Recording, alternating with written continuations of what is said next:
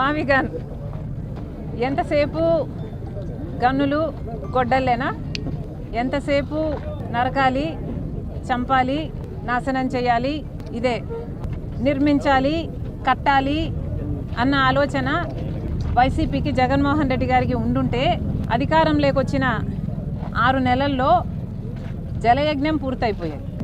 కనీసం రాజధాని కోసము ఇటుక మీద ఇటుక కూడా పెట్టలేదు.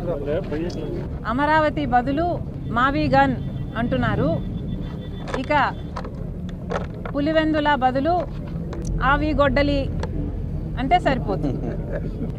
ఎలాగో మీరు గన్నులు గొడ్డళ్ళు ఇవే మాట్లాడతారు కాబట్టి దీనికి మావి గన్నుకు మీ పేరు పెట్టండి, పులివెందులకి అవినాష్ పేరు మీద ఆవి గొడ్డలి పెట్టండి. మీ పేరులోనే ఉన్నాయి గన్ను, అవినాష్లో నాశనం, ఇంకా వేరే ఏం చెప్పాలి మీకు? మావి గన్ ఇంత అద్భుతమైన ఐడియా అయితే మరి మీరు అధికారంలో 5 సంవత్సరాలు ఉన్నారు కదా, మరి గాడిదలు కాసారా? ఎందుకు అమలు పరచలేదండి మావి గన్ను?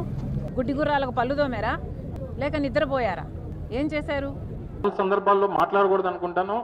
అయినప్పటికీ వారు మాట్లాడినటువంటి తీరు చూసిన తర్వాత షర్మిలమ్మ గారు ఏంటంటే చంద్రబాబు నాయుడు గారి గూట్లో చిలకైపోయారు. ఇప్పుడు వారిది కాంగ్రెస్ పార్టీ భావ సారూప్యత విధానాలు కాదు ఆవిడ. షర్మిలమ్మ గారివి బాబు సారూప్యత విధానాలు ఇప్పుడంతా.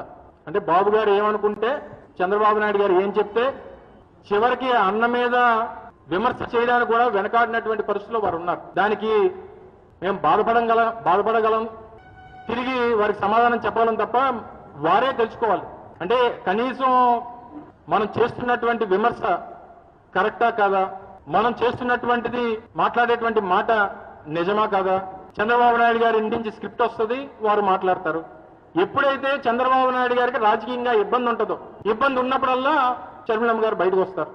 సో దయచేసి అది మానుకోమని చెప్పి, రాజశేఖర రెడ్డి గారి బిడ్డగా ఆ విశ్వసనీయతని కాపాడుకోమని చెప్పి వైఎస్ఆర్ కాంగ్రెస్ పార్టీ నాయకత్వం తరఫున, మా కార్యకర్తల తరఫున వారికి ఒక సలహాగా ఈ సందర్భంగా తెలియజేస్తాం.